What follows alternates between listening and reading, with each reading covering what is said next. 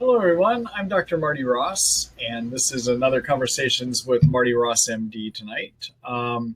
This is a webinar where we get to talk about Lyme disease, and you create the webinar with your questions. So the way to do that is to write your questions to me, and the way to do that is over here on the bottom of the screen, over here on the right-hand side, is a chat box that you can write your questions to me. I see that there are a number of familiar names, but I see a lot of new names here tonight too.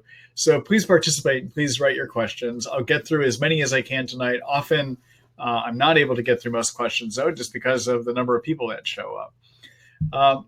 I am making a recording of the webinar tonight, and tomorrow morning you'll get a copy of, I'll send an email out to you that has information about how to see that recording with links to that recording too. That email tomorrow morning also will include a link to sign up for next week's webinar. This is the first of 3 webinars that I'm doing in August, and they'll be in a row. So this week, next week, and then the week after that too. And then we'll take another, and then I'll take a break from there.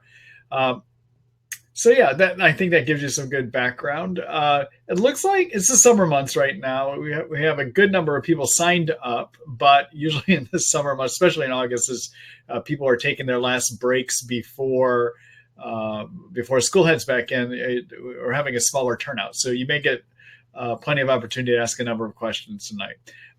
If we do have a small turnout, as it looks like there is right now, and it stays that way, I may end the webinar early. We'll have to see. But again, it's a smaller turnout than typical, which is fine. So anyhow, let's go and get started. You'll find that what I'm going to do with your questions is I will post them on the screen. I will also read them. And the reason I read them is sometimes it's hard to read the writing on the screen. Also, in the recorded versions, that writing on the screen doesn't show up so well. Okay? All right. So this is the first question. This is from Tom. Hi, Tom. See, my 1-year-old son was diagnosed with Lyme on July 28th of 2017. He had 2 positive Western blot tests. He is on amoxicillin 150 milligrams 3 times a day for 21 days. His rashes have resolved. Is there anything else we should do or be on the lookout for? So, Tom, there's a number of questions I have. Okay, so one is, how long has your son actually had Lyme for? So did you know, for instance, one way to know how long is if he had a known tick bite and got acutely ill afterwards, all right? So in an acute situation, whether you're a child or you're an adult, if you get a tick bite and you know when you got that tick bite that gave you Lyme, and you get started on antibiotics within 3 to 4 weeks, the studies say that about 90% of the time, maybe more, the antibiotics will effectively wipe the germ out and you won't have any other problem. Studies suggest that maybe about 10 to 20% of people may go on and still have ongoing symptoms, okay? And those are the people that sometimes develop into chronic Lyme, unfortunately. So the first thing is if he got started in his treatment 1 month after Lyme was transmitted to him, probably 3 weeks of antibiotics is going to be enough, 90 or so percent of the time. So one thing you would want to watch out for, if that is the situation that you're in, is to watch and see. I mean, does he have anything that looks like Lyme? And now in a 1-year-old, it's going to be a little hard to tell, but typically Lyme symptoms can involve joint pain or fatigue. And even in 1-year-olds, we can sometimes tell when they're hurting. And sometimes we can tell when they're just not as energetic as possible. So those would be some of the things you might want to look for. Often in children, younger children, the other thing that shows up that can indicate Lyme is in a more irritable child, sometimes that more clingy child, sometimes a more colicky baby. For instance, he's not a baby right now, but he's still obviously a young child. Now, if your son has had Lyme for more than a month, I like to treat for longer than 3 weeks of antibiotics. And generally, I'm going to treat until somebody is symptom-free for at least 2 months before I stop if I'm starting antibiotics at 1 month or longer, okay? Something else to look out for is because he's on antibiotics, I hope that you've been using probiotics, which would be healthy bacteria that lives in our intestines. The amoxicillin would knock the healthy bacteria down. And when you knock down that good bacteria in the intestines, that creates space for yeast to start growing too much. And then sometimes children will develop ongoing problems with yeast, okay? So I would try to get a good probiotic going. At a 1-year-old, you might be doing anywhere, probably around 20 to 30 billion live cultures a day would be enough. But I would make sure that you're doing probiotics. And even if you haven't done them yet, I would try to be on probiotics maybe for 4 to 6 months after the antibiotics are completed too. Okay? All right. Those are my thoughts, Tom. Good luck. I hope things are going well. And again, I can only answer in generalities because I don't know the specific situation as to when your son acquired this. Okay? All right. Thank you for that question. Good luck. Hello, Sarah. Thank you for your time, Dr. Ross. You're welcome. Let's see, you mentioned stem cell therapy if glucosamine sulfate and MSM fail to rebuild cartilage destruction from Lyme. I heard it is very experimental and some doctors won't do it on Lyme patients. What's the situation with this? All right. So stem cells in general are recognized as experimental, whether it's for somebody with Lyme or not with Lyme, okay? It's still in the early days of working with this. But stem cells are one thing that has been shown to actually regrow cartilage, all right? Now, you will also see that there is starting to be one of the new, I'll call it treatments of the season. So every year we seem to go through something that catches everyone's attention as the next greatest thing for people to recover from Lyme. Last year, it was something called LDA or LDI therapy. I think 1 or 2 years before that, it was doTERRA essential oil treatments. I mean, I can go through almost every year and I can show you something that everyone thought this was going to be the next greatest thing. And as we work with it, often we find not. So for instance, LDI and LDA, which is a way of regulating the immune system using very small amounts of the substance of Lyme or something you might be allergic to, is I have found it works rarely and often will stir people up. So I'm not using it on a regular basis, although that is something everyone was trying, it seemed, last year. So stem cell therapy for Lyme, not for joint building your knees back up or the cartilage in your joints, but rather to treat Lyme, there are some doctors that are experimenting with that. And they contend that it helps the immune system work better to deal with Lyme. There are clinics that are being established. There's one down in California right now that their whole focus is on doing stem cell treatments for people with Lyme disease. Now, on that, I do consider to be fully experimental, and I have no idea whether it's going to help people with Lyme at all or not. I do think for the specific problem of rebuilding cartilage, yes, it is experimental, but I think there's more of a track record in people that don't have Lyme of it having some benefit in being able to rebuild Lyme, that I think for just that type of treatment, not for the treatment of Lyme per se, but just for rebuilding cartilage, I think stem cell is an experimental therapy that has a little bit more of a track record that it might help people that have worn down the cartilage in their joints, okay? So I just want to make that distinction. Yes, you're going to hear the new treatment of the season is stem cell therapy. I'm a little skeptical as to whether it's the next best and greatest way to treat Lyme. But in terms of maybe helping with cartilage, rebuild cartilage, I think it makes some sense, okay? All right. Thanks for that question, Sarah, and good luck.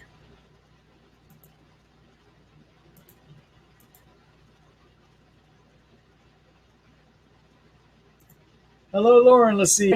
Dr. Ross, would you recommend using any specific brand or do-it-yourself natural bug spray to prevent re-exposure from ticks or other insects? Thanks. So when it comes to preventing ticks, it's a really complicated problem without great solutions, okay?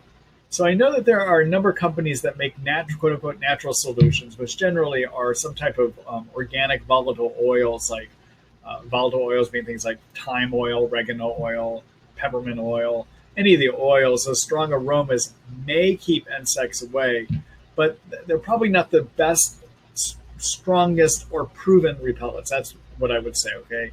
The strongest ways would be to do a chemical called DEET on your skin. And there's problems with DEET, but that would still be the strongest way.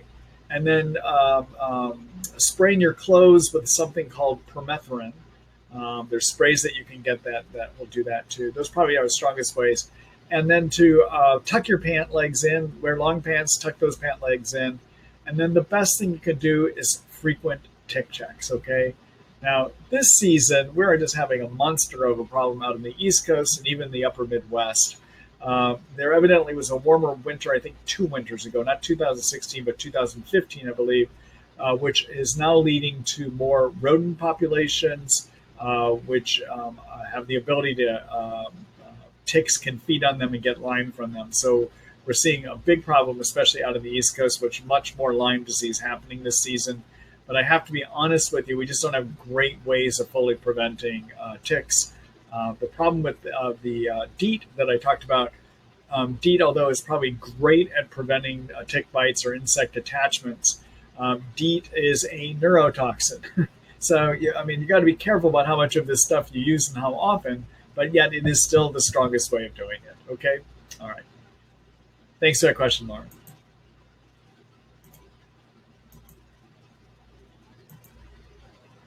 Hello, Faye. Let's see. My daughter becomes very ill when she takes curcumin and glutathione. What can she take for a Herx reaction? Thank you so much for these wonderful webinars. All right. Faye, I guess I would need to ask you more to give you the best answer. I'll give you an answer, but to give you the best answer that would be tailored to what's happening with your daughter, I would need to know more about specifically what gets worse with her, what get very ill means. Okay, so I'm going to make a few general comments. So first of all, glutathione, although it can help with Herx reactions, it actually is a great detoxifier too. So glutathione is the master antioxidant that is actually made in every one of our cells. Our cells make it to fix things, okay? They fix cell damage, basically. The liver uses it as the main detox chemical, and as a very potent antioxidant, it lowers oxidizing agents that trigger your white blood cells to make cytokines, okay? And cytokines are good and bad. Cytokines are made by white blood cells whenever they see an infection, and they're designed to turn the immune system on. So on the good side, cytokines cause more white blood cells to be made. They draw those white blood cells to where the infection is, and they help those white blood cells work better. But in certain conditions, if the immune system has a hard time getting rid of that thing, like Lyme, or when you have too many yeast in your intestines, or if you have mold toxicity illness where you can't get mold toxins out, what happens is the immune system keeps trying harder and harder and eventually makes too many cytokines. Too many cytokines give you what we call Lyme symptoms. And in fact, you could say Lyme symptoms are actually too many cytokine symptoms, okay? So symptoms of too many cytokines are poor thinking, low energy, hurting, thyroid and adrenal dysfunction. I mean, I can go down the list of what we call Lyme symptoms or yeast symptoms or too many mold symptoms. And guess what? They're excess cytokine symptoms, okay? So cytokines are made in white blood cells. And what glutathione does for cytokines is an antioxidant that lowers oxidizing agents that are triggering the white blood cells to make cytokines. The other thing it does is a potent detoxifier. It removes Lyme toxins out of the body. And if those aren't moved out, they trigger cytokines too, okay? Now, one of the things that can happen, though, with glutathione is if you've had a detox blockage because of not having enough glutathione, what can happen is as you give glutathione, that removes the detox roadblock. And behind that roadblock that might have existed are a bunch of toxins that build up back there, okay? And now what happens is as you give glutathione, those toxins start moving through to detox. And guess what happens when you rapidly detox stuff that's built up? It triggers more cytokines. So it becomes a two-edged sword, okay? So one thing I would experiment with is stop doing the glutathione. Just see if curcumin will work to help her Herx reaction. Because it may be the glutathione is actually too much and that she would be able to tolerate curcumin. If not, there are some other things that you can try. One is to use an herb called quercetin. That's Quercetin. Quercetin is a bioflavonoid. It's a chemical that's made in the skin of colorful fruits and vegetables. It also gets inside of white blood cells and limits cytokine production, okay? And then the other thing that quercetin does is it stabilizes a type of cell called a mast cell, and mast cells are where histamines are made. And so, like if you have allergic reactions, your mast cells are making and releasing histamines. So quercetin has another benefit, and that if you have allergies, it can help with allergies too. The adult dosing that I like to use is a 250 milligram pill, taken as 2 pills 3 times a day, so 500 milligrams of quercetin 3 times a day. Okay. Something else that you could try is a very strong antioxidant. Remember, one way glutathione works is as an antioxidant, lowering those oxidizing agents. Okay.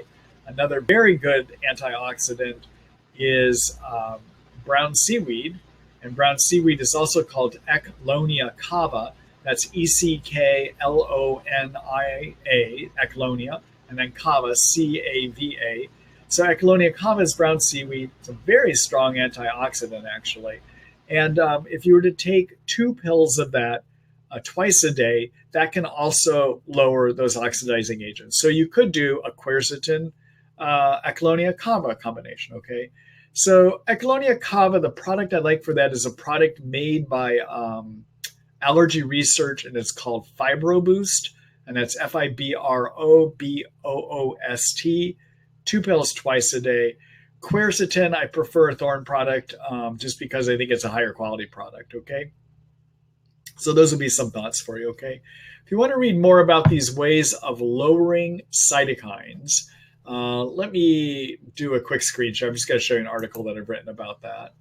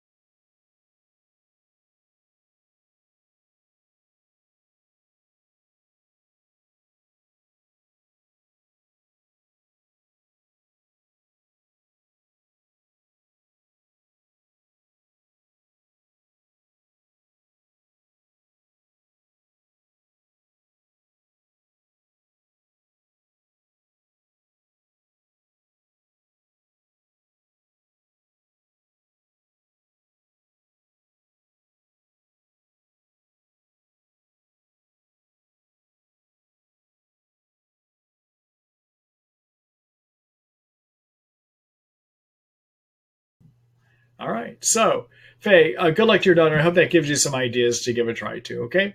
All right. And thank you for that question.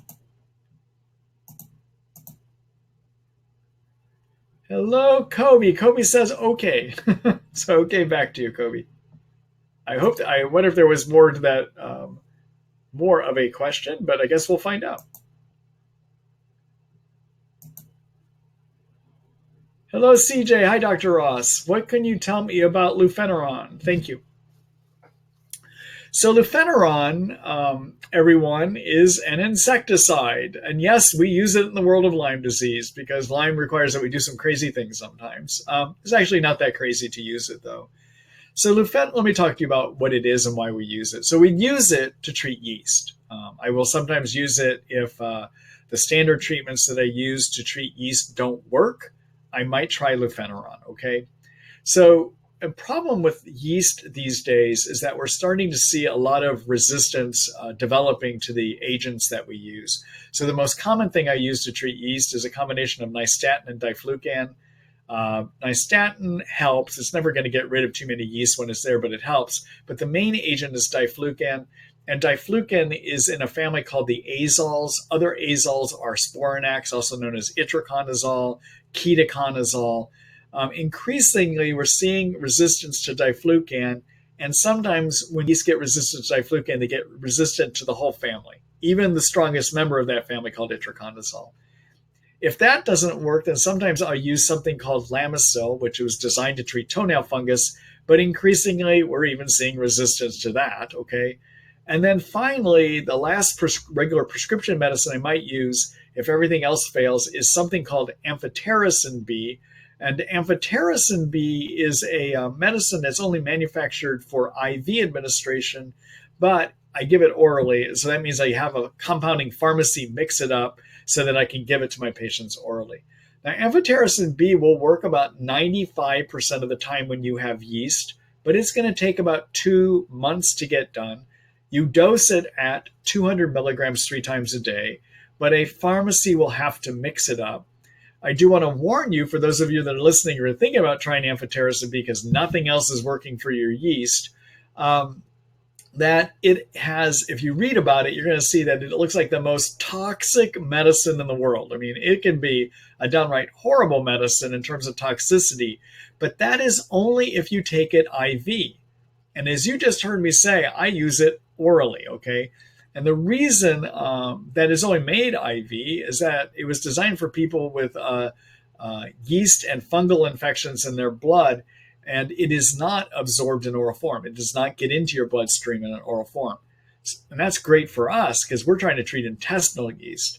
And intestinal yeast, we want the medicine to stay there. So amphotericin, although it doesn't get absorbed into the bloodstream, is great because we don't have toxicity issues with it then. It's safe to use in an oral form, okay?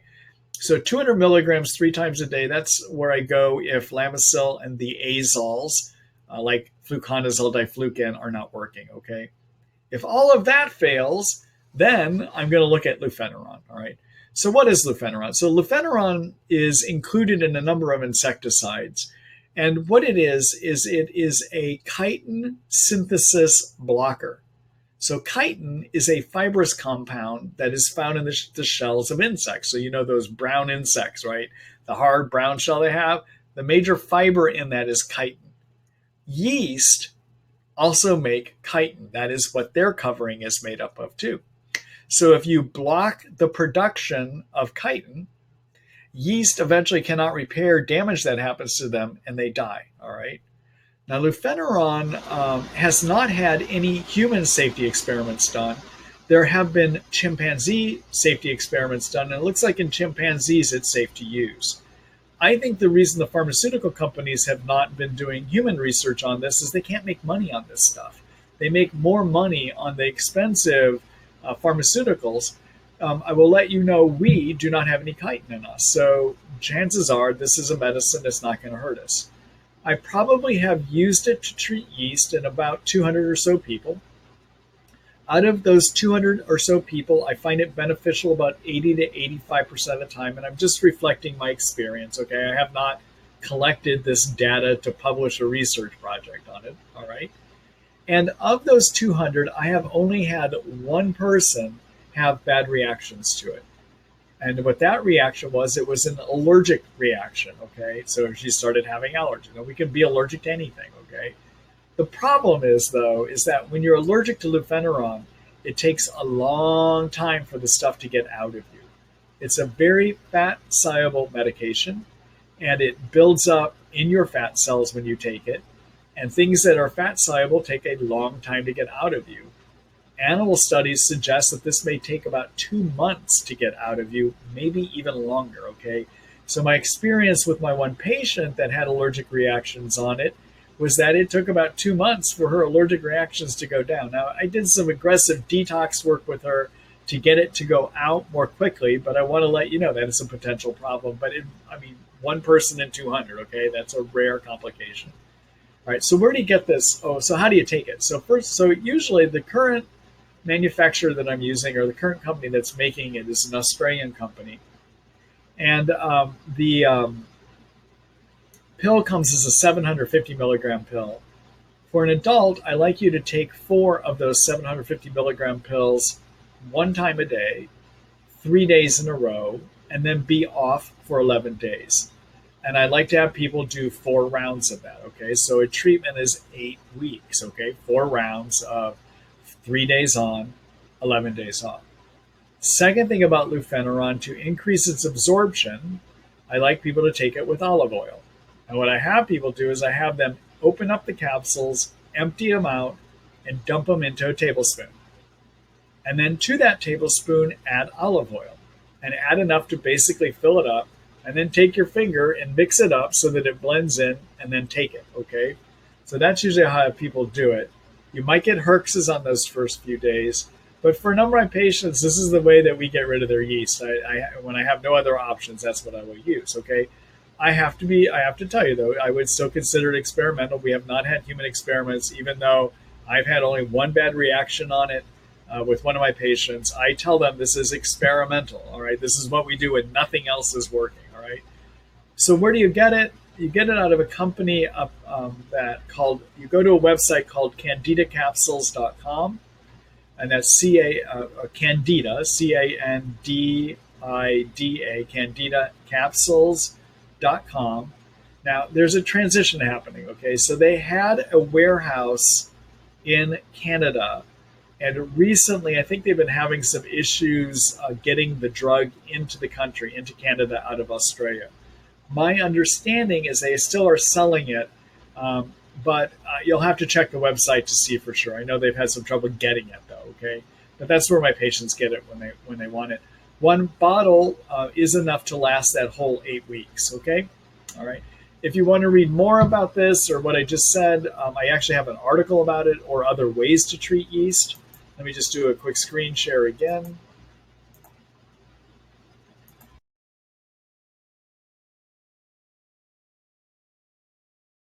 I like to deal with yeast. Look at my yeast chapter here. There's a whole article I have on lufeneron, for instance, right there. There's another article called Kills Yeast, a Brief Guide, where I walk you through herbal and prescription options to treat yeast.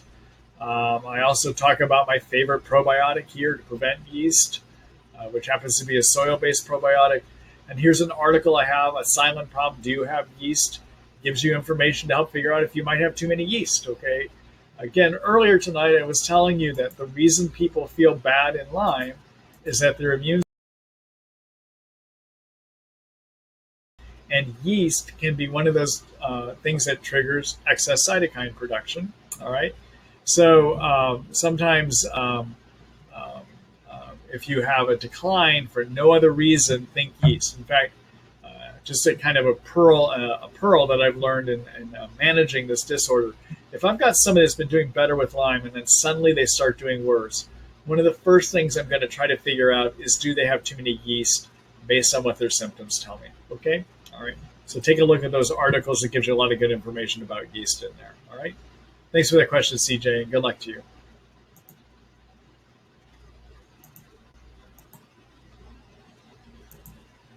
Hello, Val. Let's say hi, Dr. Ross. Any thoughts about AMP coil advertises modified Rife Doug coil utilizing targeted PEMF for Lyme and co-infections? Thanks for all you do for the Lyme community. All right. So, Val, I don't have any experience with that specific machine, nor do I have any experience with any specific machine. I have to just say that but I am aware of a machine that I find to be a better quality one. But I have to just do a big disclaimer here in case I've got anyone from the United States FDA, Food and Drug Administration, listening in, okay? So physicians in the United States that use Rife machines get put in jail, unfortunately. And so I just want to let you know that. The reason they get put in jail is there are no safety studies that say that these machines actually are safe to do long-term. And the other reason they get put in jail is that they fail to disclose to patients that it's experimental when they do Rife machines, okay? So I am not able to recommend, because my hands are tied. I have handcuffs on them, basically, about talking about Rife machines, all right? But what I can share with you is experience of my patients who try Rife on their own and what I have studied about Rife, okay? So I can't tell you that I tell people to do Rifing because the FDA might do things to me. But I can talk to you about the experiences my patients have when they choose to do it on their own, right? So what I see is that Rife machines in general, the idea of Rifing, helps probably about 40% of the time. All right. In theory, what Rife is supposed to do is Rife uses electromagnetic frequencies that vibrate with the covering of the germ at a frequency that resonates with the germ, causing it to vibrate so intensely that the germ bursts. Right? Much like if you were to take a singer and put them in front of a glass of water, that you could get them to sing with a frequency that glass resonates and bursts. All right. So if you're rifing, there is, and Royal Rife, the person that developed or came up with the idea of rife machines, did experiments looking under microscopes to see if germs would burst with vibrations, and he found that they did. Okay, there's the conspiracy theories as to why this is not more prevalently used and why it hasn't been tested. Conspiracy theories say the pharmaceutical industry has blocked the FDA from approving this stuff because it would take millions of dollars from them. I don't know if the conspiracy theories are right or not. Right? I will tell you, if you're looking for a good resource book about how to rife, the technique of rifing, I would look at a book by Brian Rosner.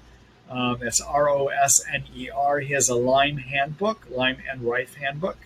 I think a lot of his book is accurate. I don't think the sections about antibiotics are accurate, but a lot of information about how to rife and how you would set up your sessions and what frequencies you might use, I think are accurate in that book.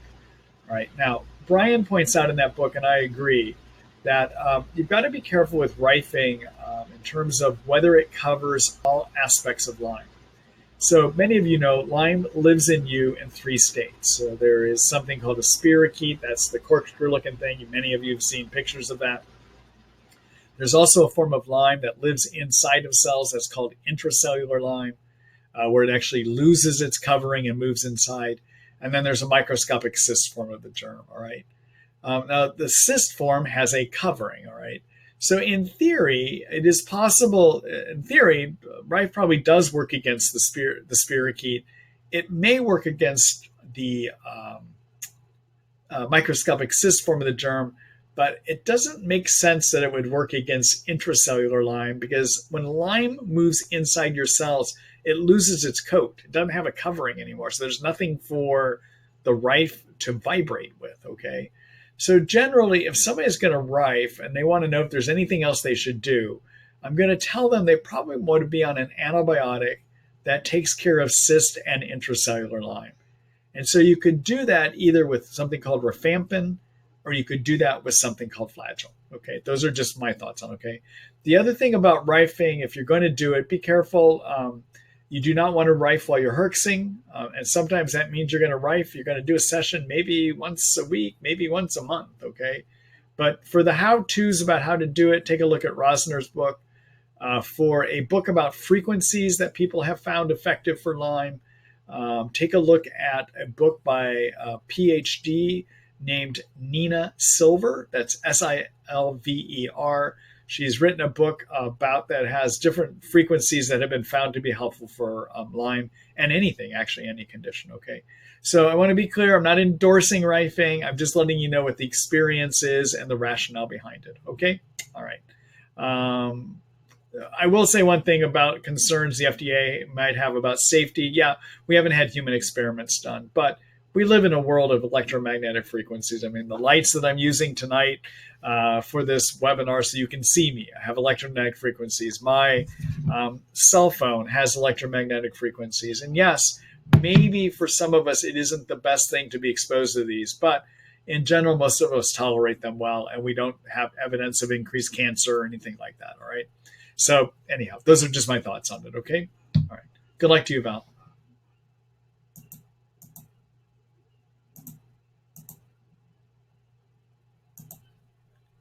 Hello, Barbara. Let's see. How much vitamin C and or bioflavonoids do you recommend for easily bruising? Best to take liquid with or without food? It depends on which liquid supplement. I would need to know more specifically what kind you're thinking of, okay? And then in terms of bioflavonoids and vitamin C, I would look at vitamin C maybe at about anywhere from 2,000 to 3,000 milligrams a day. Bioflavonoids, I would look at things like quercetin, like we talked about earlier tonight, is in terms of something for blocking cytokines. But if you're going to use it for bruising, I might look at 500 milligrams twice a day for that. All right. Thanks, Barbara. Thank you for that question. Good luck.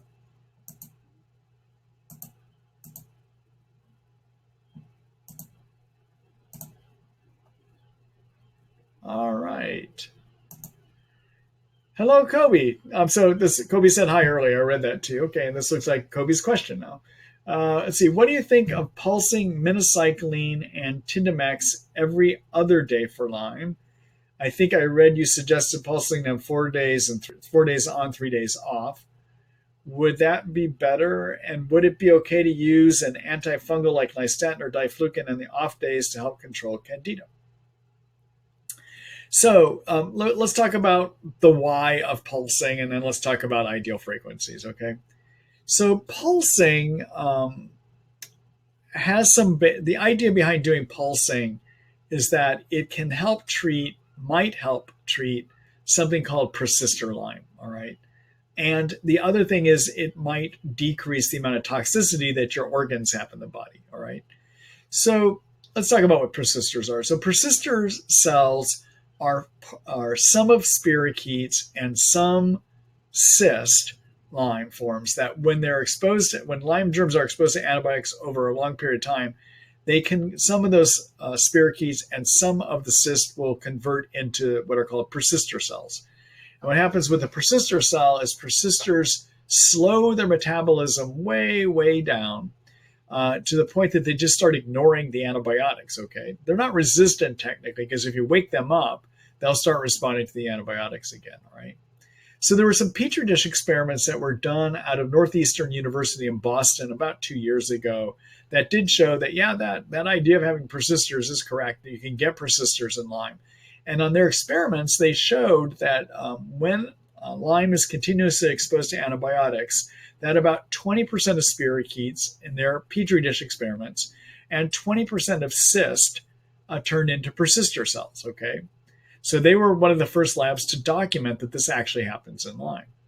Now, what they did in their experiments is they were looking for what could they do about this. And one of the ideas they had was to pulse the antibiotics. So in those experiments, what they did is they had the benefit of being able to look under the microscope to figure out when the germ would wake back up. And they found that if they, after 24 hours after they stopped the antibiotics, that the germ would wake back up and it could start responding to the antibiotics again, okay? Now, I want to just warn you, though, something, Kobe. This was a Petri dish experiment. And in the Petri dish experiment, they could do something we can't do in a human. And that is they could immediately wash the antibiotic out, get it completely off the Petri dish. They could wash it and there would be no more antibiotic, okay? When you, as a human, stop taking antibiotics, they take time to come out, okay? And they may take about anywhere from a day to a few days to get completely out of you, all right? So I don't think that stopping for just one day is going to give you the benefit of pulsing. The reason I came up with my 4 days on, 3 days off regimen is that in the 3 days off, that should be enough time for most antibiotics to get completely out of the system so your germ would wake back up. That's how I came up with that 4 on, 3 off. Now, I will tell you, I've got no experiments to say that it works. In fact, no one has done human experiments to say what is the best dosing frequency to treat Lyme with pulsing. What I can tell you is based on my own experience, I find a 4-3 regimen works. I also, many of you know, talk about doing a long pulse regimen, which can sometimes be 2 months on, 2 months off, 1 month on, 1 month off. I experiment with all kinds of ways because in different people, I find different results, basically, all right? But we haven't had the human experiments that tells us what is the ideal frequency to do this, okay? In terms of your idea about using an antifungal on the days off antibiotics, I think that sounds reasonable. But you could also probably even use those antifungals on the days you take the antibiotics as well, too. All right? Good luck to you, Kobe. Oh, one other thing. It's interesting research, too. So there was the one experiment, again, I said Petri dish experiments out of Northeastern University published 2 years ago that said pulsing antibiotics is the way to go. All right, then we've got Dr. Zhang, Z-H-A-N-G, out of Hopkins, who ran a tuberculosis research lab and is also now doing a Lyme research out of his lab. He's experimenting about effective regimens to treat persister cells, okay? And some of his experiments are suggesting that pulsing, that what is more important is the mix of antibiotics you use to treat persister cells. And that when you find the right mix, that actually using them continuously, not pulsing them, is a better way of going. All right. So I don't know what's the best way. We don't have enough. We don't have human experiments that tell us that, and we have this conflicting information that we see from petri dish experiments. I will try pulsing at times in my patients if the straight regular using antibiotics all the time is not working, as another way to see if we can shake things loose. Okay? All right. Thank you for that question, and good luck to you.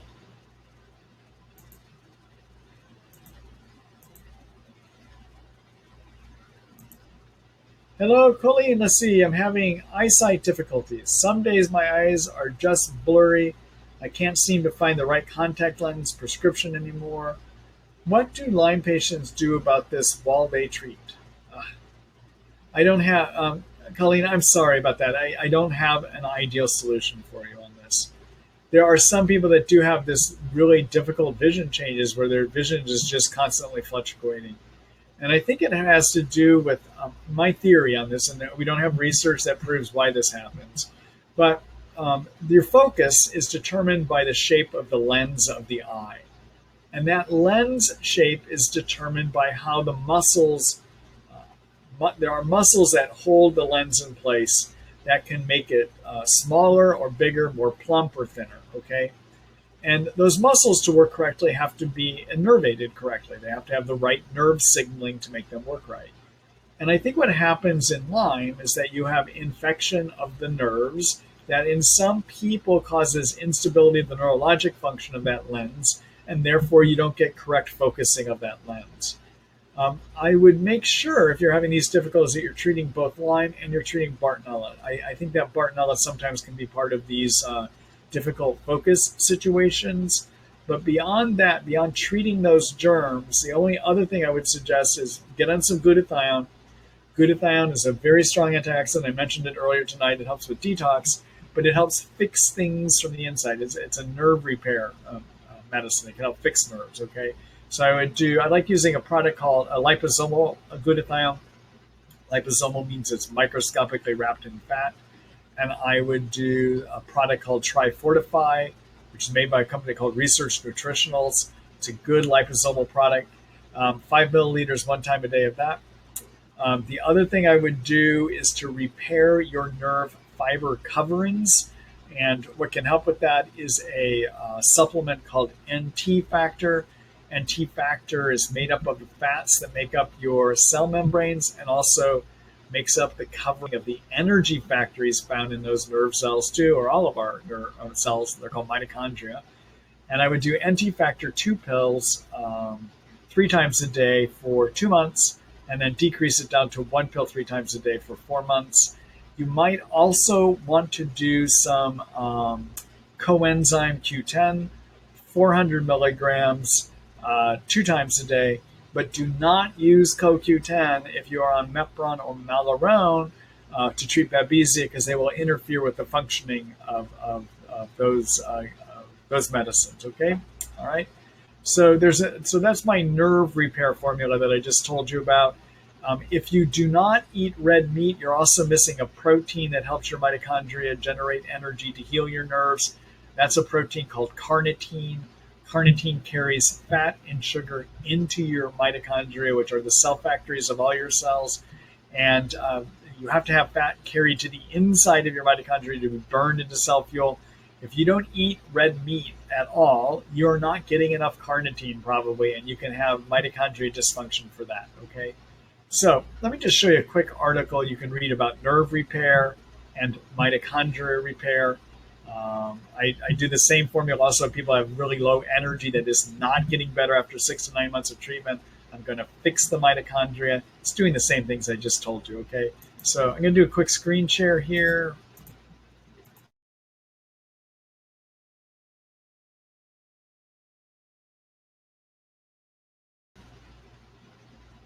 Heck, I wonder if I even have it in the brain and nerves. I'll look in the brain and nerves chapter.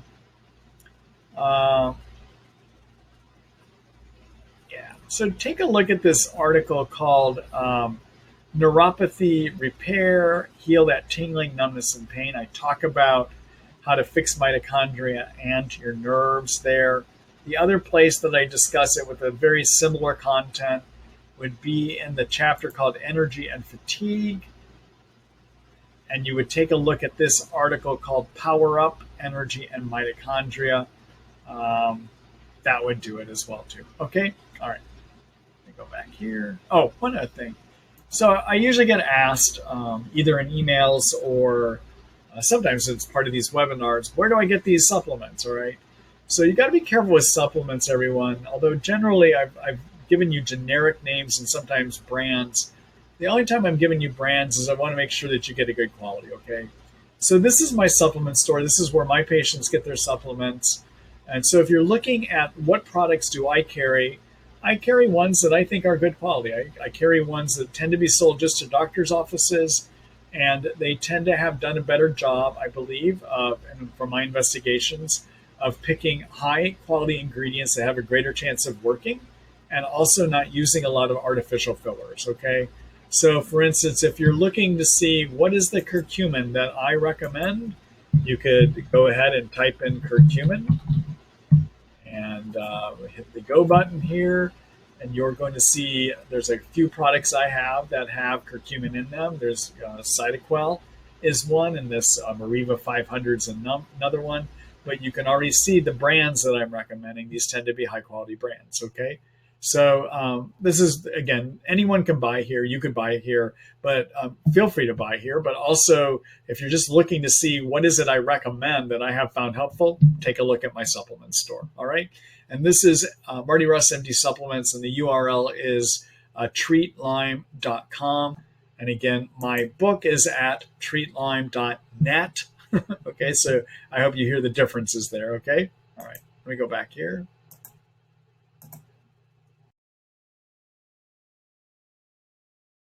Your eyesight, okay? Oh, Colleen, there's one more thing you might want to consider too that I have found helpful. There are some optometrists that do a type of therapy called vision therapy, where they can actually help you with eye exercises to get your eyes to refocus and do better too. All right. So you might want to look in your area to see if you have one. In the Seattle area, I like working with an optometrist named Kathleen Kinney. That's Kinney. She's an optometrist in downtown Seattle. But there are other ones that do vision therapy too. All right. All right. Good luck to you, Colleen.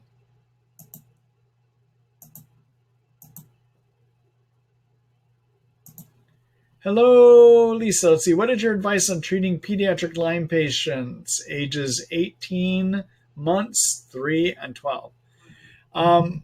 You know,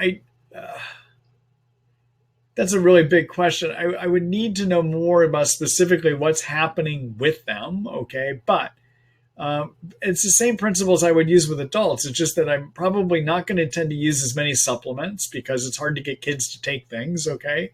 I'm going to try to figure out whether they have Lyme, Bartonella, Babesia based on the symptoms. And I'm going to follow a pretty similar treatment approach in terms of how I treat them. It's just I'm compared to adults, but I'm going to scale my medicines back in terms of dosing, and I might go a little lower and slower. Okay. Now, if you're looking at what areas I address, and this is whether it's an adult or a kid, they're the same areas. And to do that, I'll just show you what that is. I'm going to go back to the Treat Lyme book here.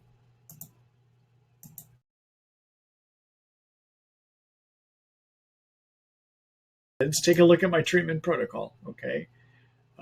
This is where I talk about the various things you want to do. All right. So in pediatric, whether it's adult or pediatric Lyme, you got to get sleep. I might not use some of these medications, but I would still try to get sleep and maybe even use herbs. I would focus on lowering cytokines in a child. I would focus, often kids are not going to have the hormonal dysfunction of adults, but I might use ashwagandha with them. Anyway, I would look through this whole thing. The best advice I could give you, though, would be based on actually talking with you about what is going on with your child, okay? One of my online consults that I do, Back in the Treat Lyme book that I just showed you, one of the up on the upper navigation menu is a tab that says Online Consult. Click on that, read through the whole page all the way to the bottom, and see if that might be something you'd be interested. I could help look at that. I guess what I'm trying to say is this is a very loose question you wrote. I really would need to know more specifically of what's going on with each of your children individually to come up with the best treatment for them. Okay? All right. Good luck to you, Lisa.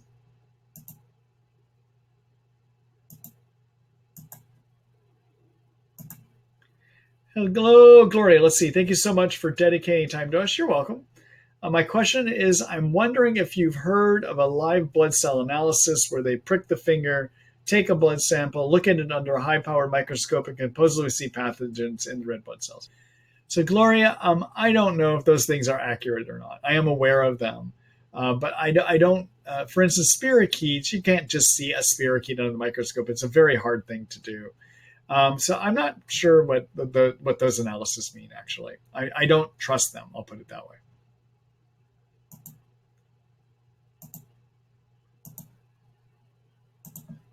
Hello, Faye. Let's see. My daughter does not tolerate. Oh, I think we answered that one earlier. Thanks for asking it again.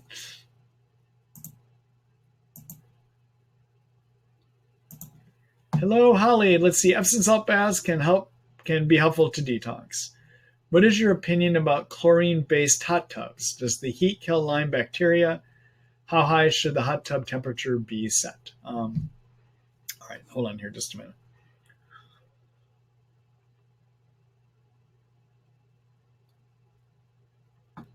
So and before antibiotics, when people used to have syphilis, and syphilis is a spirochete, like Lyme is a spirochete, all right? One of the treatments that was used back then was to do hyperthermia, hot bath treatment, all right? And I don't consider myself an expert on it, but basically you want to get the body temperature elevated, I believe, up to about 103-degree range, and I believe anywhere from 15 minutes to half an hour, okay? I mean, it's actually for quite a long time. And then you would want to keep that temperature elevated. And you need to be monitored if you're going to do that kind of a treatment. You need to have blood pressures checked. You need to have people looking in on you periodically. The other thing is sometimes a cold cloth on the head to help prevent headaches and all that, okay? So it isn't something you're going to necessarily want to do as part of a hot tub treatment, all right?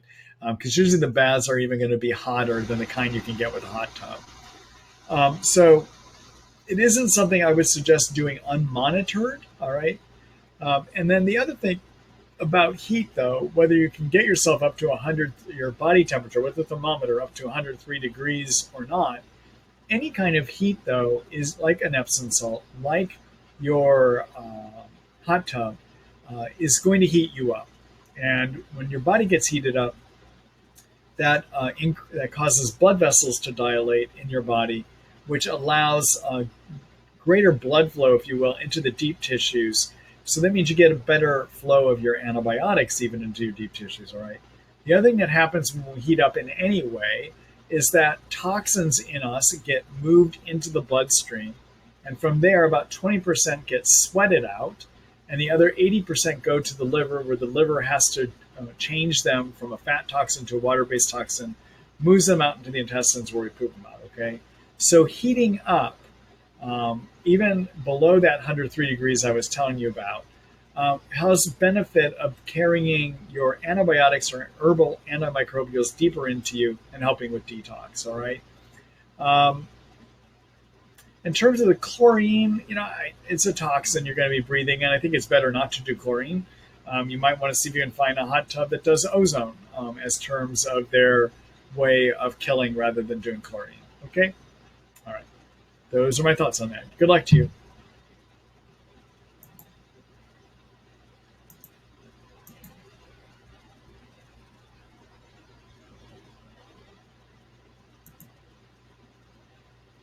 Hello, CJ. Let's see. What is the connection between an ERMI test and a HERTSME?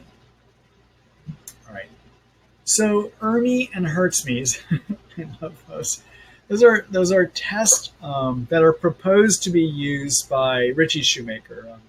Richie Shoemaker is a medical doctor out in Pocomoke, Maryland, out in the Chesapeake Bay Area.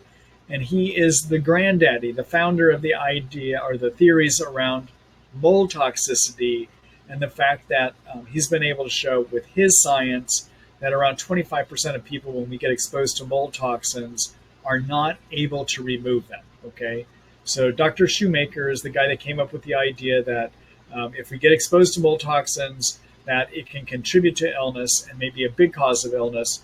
And what he has been able to show through science is that some of us have a genetic predisposition that make it so that we can't remove mold toxins when we breathe them in, drink them in, or eat them in. And the genetic predisposition happens in about 25% of people, okay? Now, there is a home study you can do to see if you have mold in your environment that you are breathing in, or mold toxins you're breathing in, okay? And that originally was called an ERMI test and has been modified into something called a Hertz-Me test. And what the difference, so what both tests do is you collect mold spores from your environment, and then you basically determine based upon how many of certain kinds you have. You can develop a score that tells you what is your risk of going into that building, all right? And the Hertz-Me is an updated scoring method over the ERMI. That's the difference, okay? The Hertz-Me may be more accurate, and Shoemaker's work in terms of his scoring system now is based on the Hertz-Me.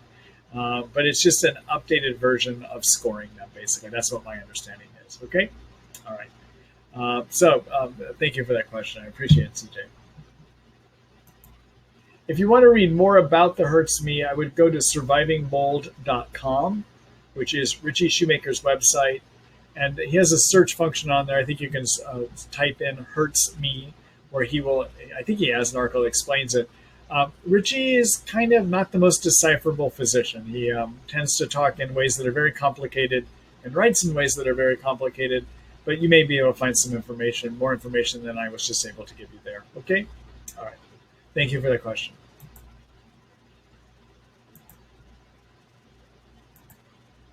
Hello, Nancy. Good evening. I'm about to start treating again with artemisinin, which I have ordered from you. Thank you for ordering for us. Let's see. Since taking it last, I have started taking levothyroxine. I also take diltiazem for high blood pressure and hydrochlorothiazide for that as well, too. Is it okay to take the artemisinin with these 3 prescription medicines? So the answer is yes. I have no problem. I have worked with artemisinin with patients on that mix of prescriptions before, okay? So levothyroxine, everyone, is a thyroid medicine. It's T4 thyroid. Diltiazem is a type of blood pressure medicine that blocks calcium channels. It's called a calcium channel blocker.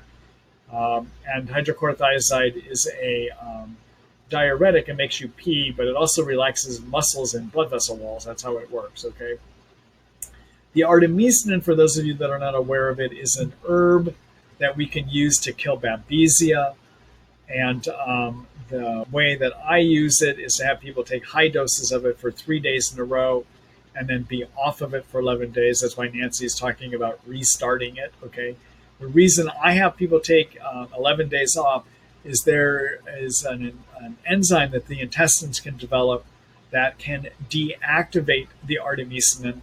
So I have people, after they've been on it for 3 days, take a break to get that enzyme to go away, okay? Now, what I do on the days that I use it, though, I use it at pretty high doses.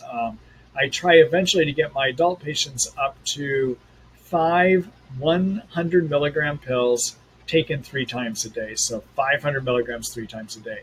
But I don't start there. Depending on what person's symptoms are and how ill they are, I either begin at 2 or 3 of those 100 milligram pills 3 times a day for 3 days on and then 11 days off. And then as they can tolerate, I try to slowly advance up to the 500 milligrams 3 times a day, okay? Now, artemisinin, I just want to warn everyone, I think it works well for West Coast and even Midwest babesia here in the States and up in Canada. There are starting to be a lot of people thinking it may not work so well for East Coast babesia, but East Coast United States babesia. I'm really not quite clear yet as to how effective it is against European strains of Babesia. I still try it sometimes with my European patients. Okay, so those are just some thoughts on that. I have written an article about how do you treat Babesia, which talks about the dosing of artemisinin. Let me just show you that article. The article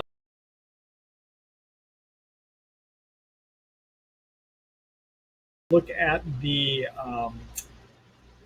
infection treatment plans chapter. And in here, you're going to see I have an article on how to kill viruses if they're part of your problem. Here's my article on Babesia, okay? And I think I may even have an article on artemisinin. Let's see if I do.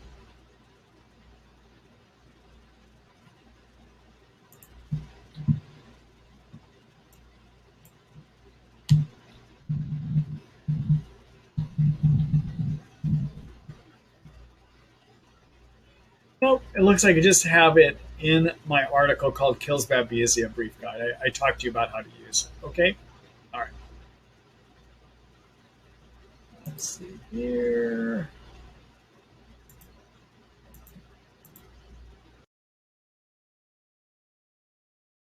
Information, Nancy. Good luck to you.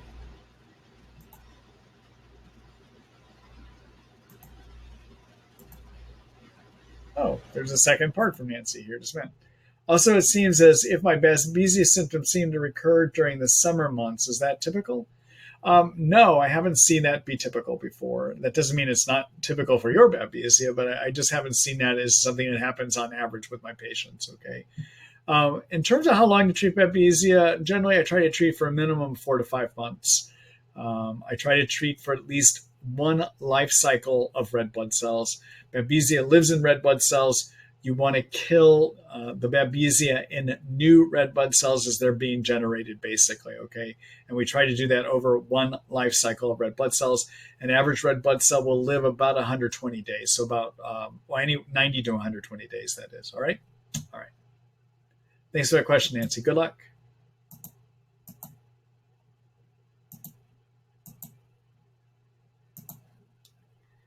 Excuse me just a minute, everyone. I'm going to get a sip of water here.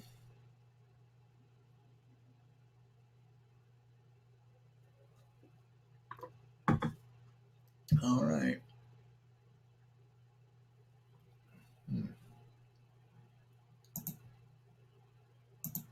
Oh, there we go. I see I already posted it. All right. Hi, Fiona. Hi, Dr. Ross. How do grains and dairy affect the growth of Lyme? How long does one have to stay on paleo diet? Is there a recommended time frame or just until symptom free? Thanks for giving so freely of your time and expertise. Your book is such a valuable resource. Thank you, Fiona. I appreciate that. So everyone, many of you may know, if you look at my treatment guideline, I recommend a paleo type diet. Okay. Now, I recommend people try it. There are some people that do not do well on paleo diets. Okay. They actually need more carbohydrates than is recommended in a paleo diet. And the only way to know if you're one of those people is try the paleo diet. All right. Why do I recommend a paleo diet? Well, so I'd recommend a paleo diet which uses high quality fats as well too. Okay. So if, for instance, if you're going to eat red meat as part of a paleo diet, I recommend that it's grass-fed red meat so that you're getting good omega-3 fatty acids out of that, out of the beef. Okay. There are other protein resources in there besides just beef, though. Okay. So, what's the idea behind a paleo diet? Well, paleo diets are low in carbohydrates. So, they basically do not use beans, legumes, or grains. They limit your servings of fruits and vegetables to 1 or 2 servings a day. And they primarily rely on protein, fat, and high quality fruits and vegetables, although mostly vegetables, for your carbohydrate source. Okay. The reason I recommend them, especially at the beginning of treatment, is that they tend not to feed your yeast. All right. And I'm always worried about preventing yeast in my patients. And often at the beginning of my treatments, patients already have too many yeast. All right. So I recommend it, number one, as a way of trying to decrease the chances of getting too many yeast. The other reason I recommend paleo is that it helps is a diet that works better to support your energy factories in your body called mitochondria. All right. So most people with Lyme probably have some degree of mitochondria impairment, contributing to some of their low energy. Inside mitochondria is where fat and sugar are burned through a bunch of chemical reactions into cell fuel. Often as part of Lyme, because of damage from oxidizing agents created by Lyme, the immune system reaction to Lyme, the mitochondria covering may get damaged. And so there may be some mitochondria dysfunction. Paleo diet helps your mitochondria work better, right? Now, many of you know I talk about fixing your mitochondria at some point, but usually I don't recommend you do anything directly to fix them, like take the NT factor I mentioned earlier, or glutathione, like I mentioned earlier. The same formula I use to fix nerves, fix your mitochondria. Okay, I talked about that in a question earlier.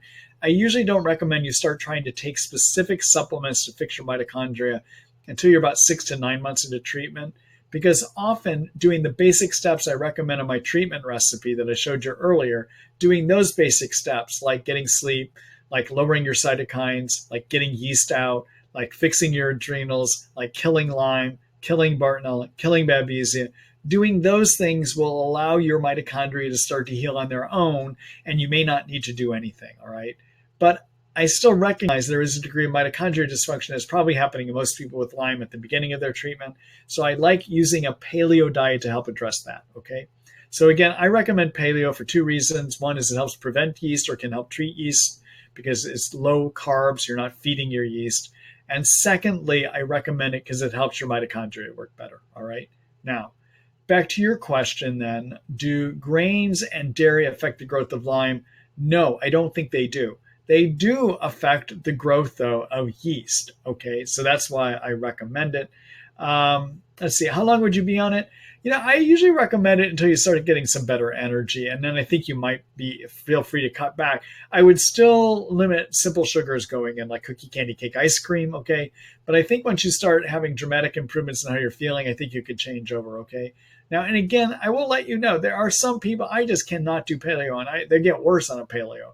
And so there is no such thing as a one-size-fits-all or the most ideal diet for you. The most ideal diet for you is the one that works for you, okay? That's the most ideal one. We're all very individual, but as a general idea, I would start with the paleo, all right? So where are you going to find out about the paleo diet I recommend? Well, I have a whole article on it.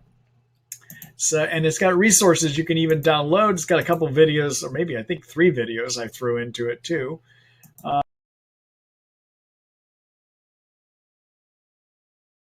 Chapter that I have here, and in here you will see where is it? There it is. The best brain inflammation, pain, energy, and detox diet ever. All right, that's the paleo diet, and this is a diet that I learned about and got from a group called the Institute for Functional Medicine. It is a diet they call the Mito Food Plan.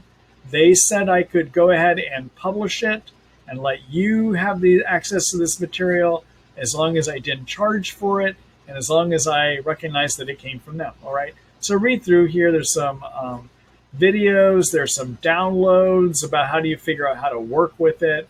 You'll see when you read through it. But that'll give you all the information about the paleo type diet that I recommend. All right.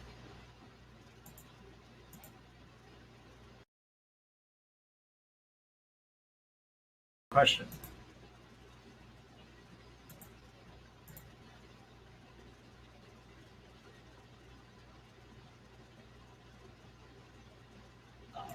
Let's see here.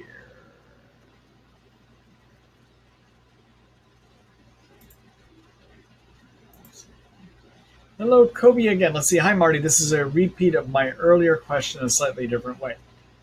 All right, let's see what that is. Let's see here.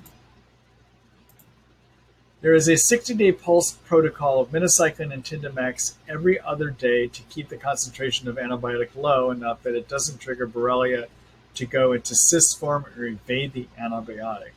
Does this sound logical? No, it doesn't. You gotta use a critical threshold of the antibiotic to actually kill the germ, and most of us are going to tend to use higher doses for that purpose. Okay.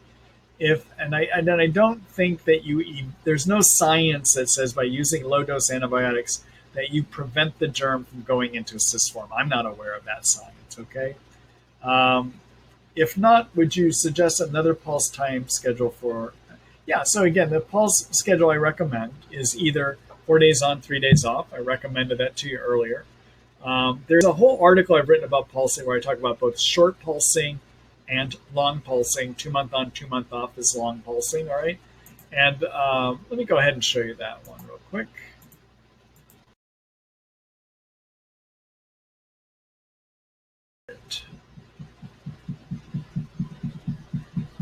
Let's look at the article the chapter I called Anti-Germs.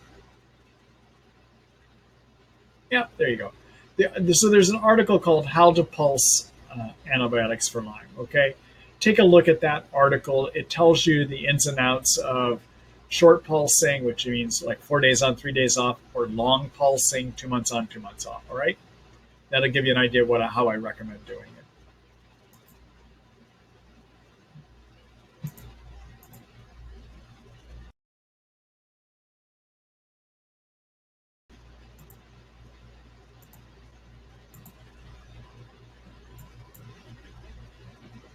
Let's see. Hi, Nancy. I lost my connection to you, and when I came back, my question was not on the chat screen.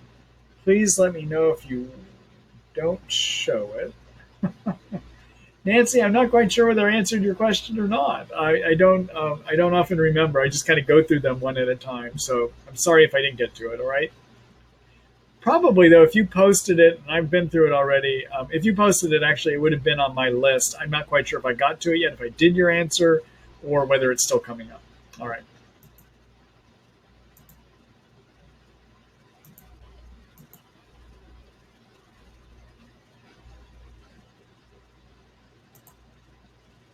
Let's see, Patrick. Do you have a mentor or favorite Lyme doctor that you consult with often?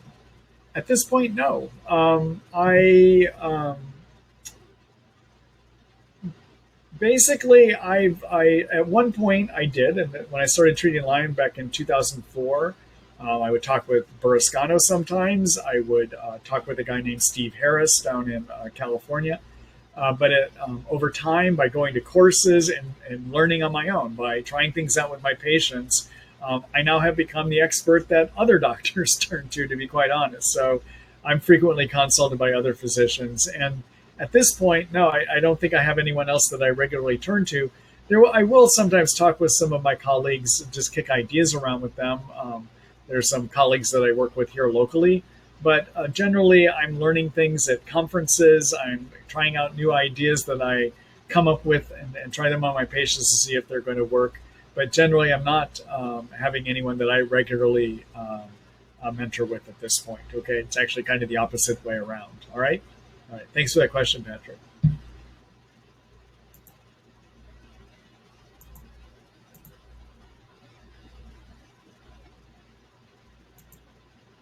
Let's see, Patrick. Again, let's see. Do you find that oral antibiotics have the appropriate concentration to recover from Lyme in the joints and the eyes or optic nerve?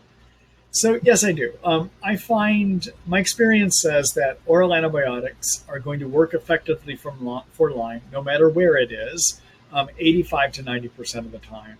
I think IV antibiotics will work, and they work about 90 to 95% of the time. You've got about a 5% increased success rate by doing IV antibiotics, but you also carry greater risk of doing IV antibiotics and that of getting blood infections or getting blood clots that form near the tip of that IV line. Okay, so and anyhow, yeah, I do think that the oral antibiotics can work fine. All right, thank you for that question, Patrick. For that matter, herbal antibiotics can get into the joints as well too, as long as they're the right combination. And the right combination that I like to use is a combination of cat's claw with Otoba bark extract. I have written about that in the Treat Lyme book. There are products called Banderol and Cemento. Okay, Banderol's Otoba, Cemento's cat's claw. I find they work as well as prescription oral antibiotics, which is 85 to 90% of the time too. Okay, all right. Hold on here a minute, everyone.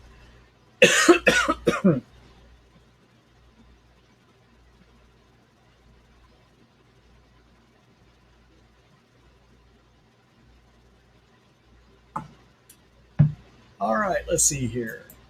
Hello, Mike. Let's see. Hello, my daughter is 7. She started to have odd and motor tics. The IGeneX test does show ehrlichiosis, co-infection. She is on clavulin, which we call here in the States, we call it augmentin. It's amoxicillin and clavulanic acid. And per day, is amoxicillin the right thing, or should it be on doxy?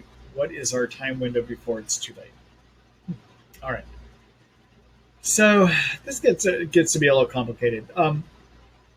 Doxycycline, there's a number of physicians, or the prevailing opinion is not to use the tetracyclines in children under 8 years of age because of tooth staining concerns. Okay, now that's concerns. Now, if you look at the literature on this, it's not as clear. And in fact, the United States Centers for Disease Control and Prevention, in its recommendations for Rocky Mountain Spotted Fever, which is another spirochete, recommends that we actually give tetracyclines to children under 8 years of age. And that's to treat Rocky Mountain Spotted Fever. If you were to Google Rocky Mountain Spotted Fever, United States Centers for Control, you will find their page where they review the science on this, okay?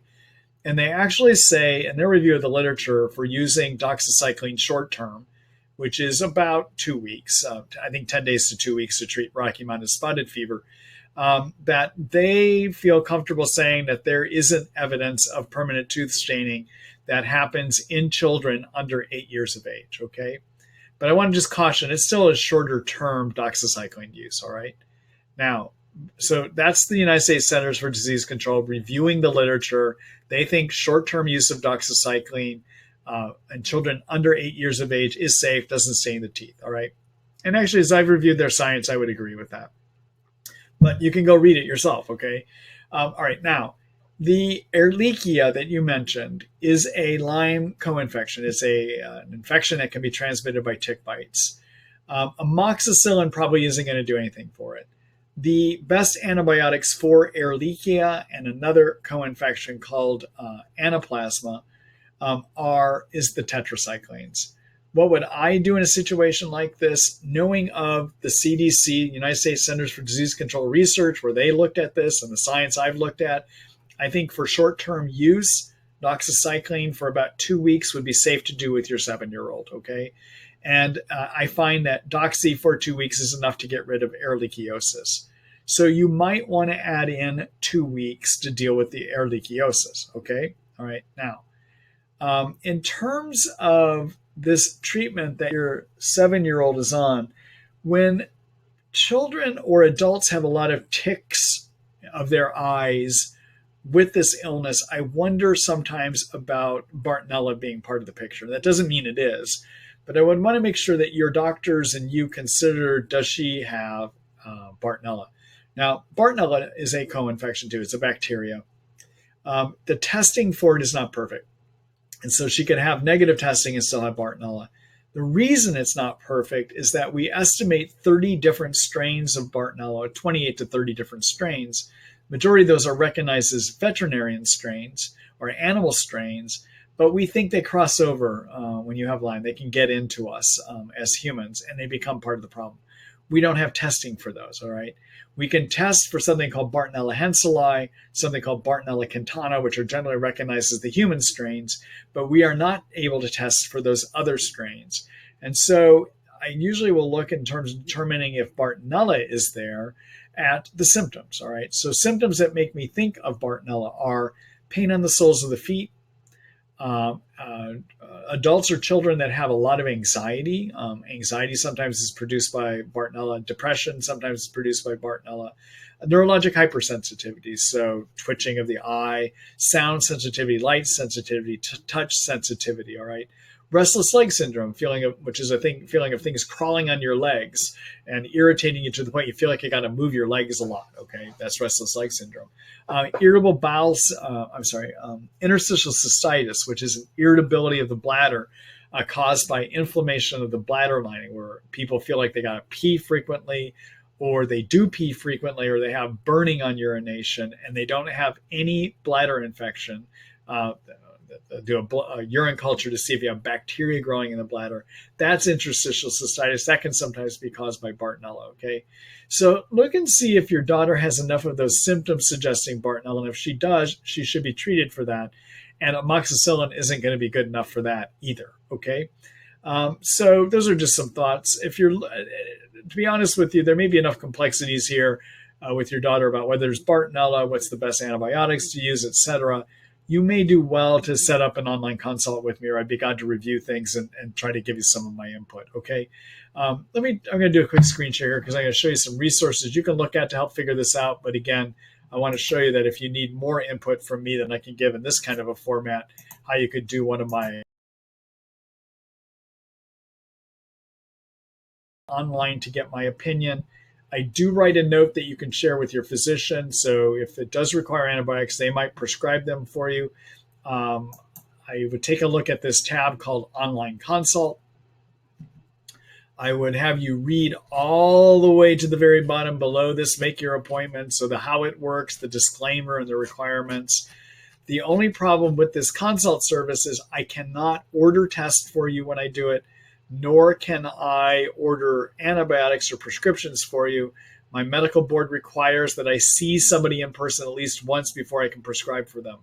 But I do write a detailed note that you can share with your physician, and many of the ideas I have for you are things that you don't need prescriptions for either, okay? All right, then, in terms of figuring out if your daughter might have Bartonella, take a look at my chapter called How to Diagnose. Take a look at the article that I've written called It Could Be Bartonella or Babesia, the Symptoms and Signs. I walk you through all of those symptoms that I was just talking about, okay?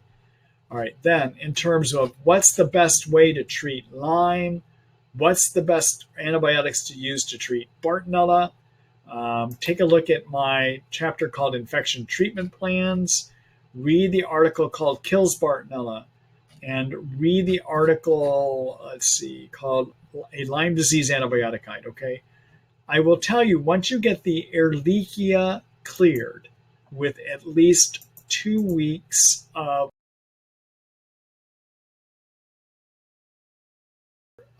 does have Bartonella and Lyme, you might consider doing a mix of Zithromax and rifampin. Rifampin is one of the best agents we have intracellular Lyme. Zithromax is useful for treating intracellular Lyme and also treating spirochete Lyme too. Okay, so it treats spirochete Lyme, intracellular Lyme, so and helps rifampin getting rid of Bartonella. So you could do Bartonella and Lyme using Zithromax and rifampin, and you've got that possibility covered as well too. Okay, all right. So Mike, good luck with your daughter. I hope that gives you some insights. Okay.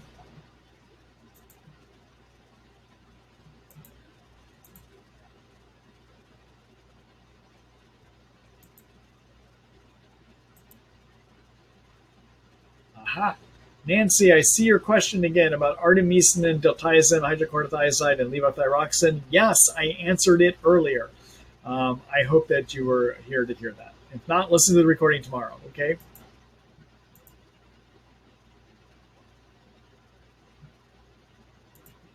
Hello, Aaron. Let's see. Do those with chronic Lyme ever have brisk reflexes, okay?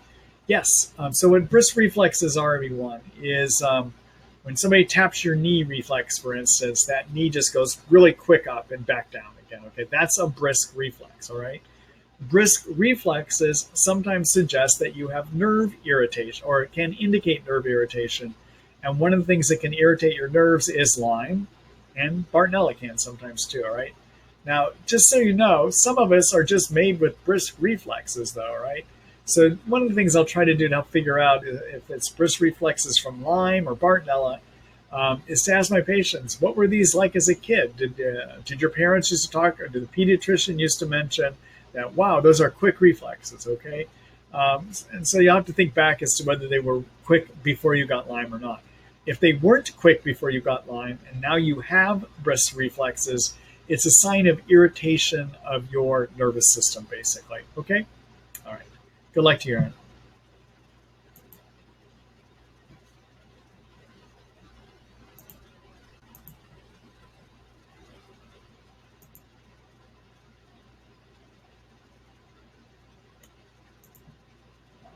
Let's see here. Hello, CJ. Let's see. Hi again, Dr. Ross. Is whole house ozone an effective treatment for mold?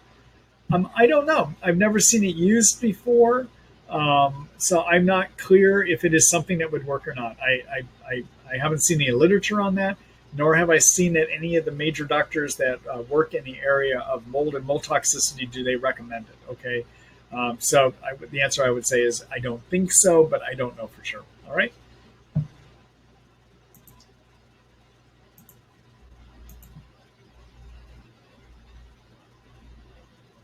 All right, let's see here. Hello, Pamela. Let's see. I have been getting horrible headaches lately while treating Lyme and Bart, as well as stiff neck on and off.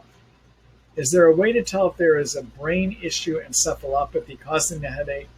Many thanks for all you do for us. So there's not a simple blood test you can do to see if you have irritation of the lining or covering of the brain. All right. The one thing I'll let you know about headaches that are back here and come forward, those tend to be from Lyme, irritating the muscles and the connections back here in the neck. Headaches that are often in the front of the head and intense often can be part of babesia. All right, so those are just two things to think of. In terms of things you could do for your headaches, number one, make sure you're doing things to lower your cytokines, like curcumin that I talk about often. The other thing you might want to look at is getting on some glutathione to lower toxin levels that might be irritating the tissues up there as well too. You can take a look at those in my articles on cytokines, okay? And beyond that, you might want to start looking at various prescription medicines that people use for chronic head pain, all right?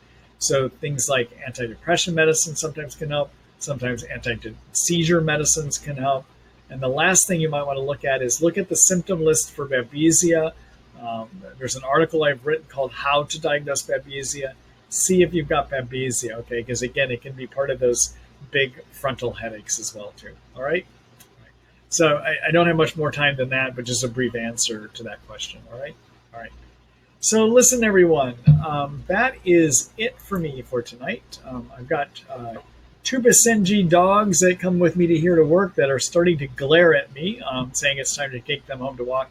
And I got to walk myself too. I got to take a break from doing Lyme treatments and helping people with Lyme today. So I'm going to call it quits for tonight. I will be back again with you next week. I enjoyed being with you here tonight. I enjoy helping people. I enjoy the questions. And sometimes I actually learn a thing or two. So it's good to hear from everyone tonight. Tomorrow morning, you will get an email from me, probably around 6 to 6:30 in the morning Seattle time. So it's a 3-hour time difference with the East Coast of the U.S.